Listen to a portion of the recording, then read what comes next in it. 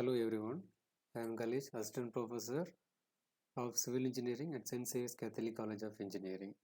Today we will explore two key methods for building estimation, the long wall short wall method and centerline method. These methods help us calculate quantities accurately for construction projects. Let us move on. Building estimation starts with extracting dimensions such as length, breadth and height or depth from the project drawings which are available. And there is no hard and fast rule for this, but we should pay close attention to all corners and junctions where walls meet, because most of the calculation depends upon this wall thickness at the junctions and at the elevation levels. The two primary methods we use are the long wall short wall method, also called the individual wall method, and the center line method. Both are essential for calculating quantities for excavation, foundation, concrete and masonry. Let us start with long wall short wall method. In this approach, we are separating the walls into long walls and short walls based on the building plan, that is to our convenience only.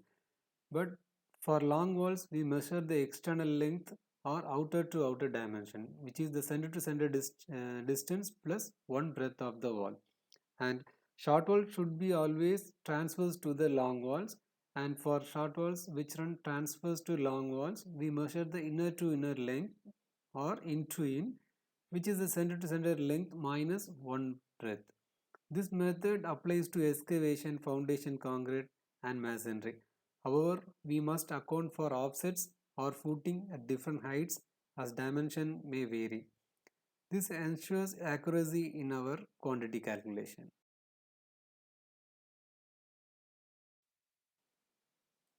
Let's see with an example. This is a two-roomed building with room size 3 meter by 3 meter and wall breadth is 0.3 meters. Ultimately, we need the outer to outer length for this long wall and inner to inner length of the short wall. So for this, first we should find the center to center distance of long wall and center to center distance of short wall. Then only it will be easier for us to find the outer to outer dimension. Okay.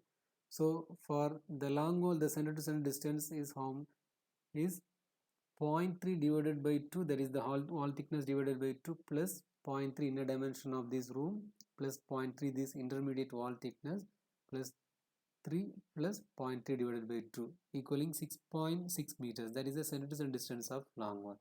So the outer to outer length will be center to center distance plus 1 width. Therefore, that is equal to 6.6 plus 0.3, that is 6.9. And for short wall, the center to center distance is 0.3 divided by 2 plus inner dimension 3 meter plus 0.3 divided by 2. So the center to center distance is 3.3 meter.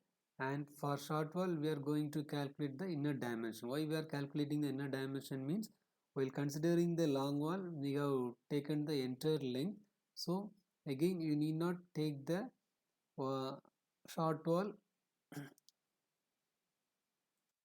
length outer to outer. So inner to inner itself enough, so that you are getting the clear dimension.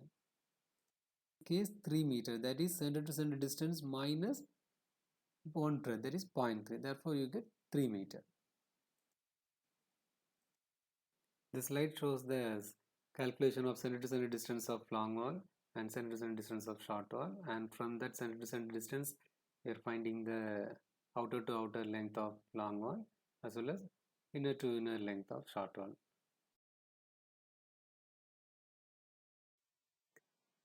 Next, let us discuss the centerline method. In centerline method, we calculate the total length of the center lines of all walls of same thickness in the building plan. This total center line remains consistent for excavation, foundation, concrete and other elements of the same type.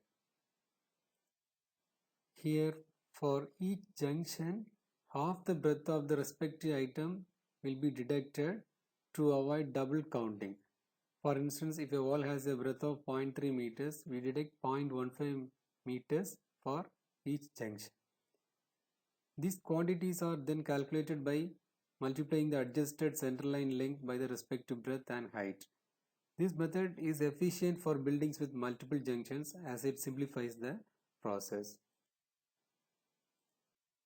For the same plan, we can see for centerline method, you see the hatched portion is the double counting portion. For that only we are deducting half the breadth for each junction.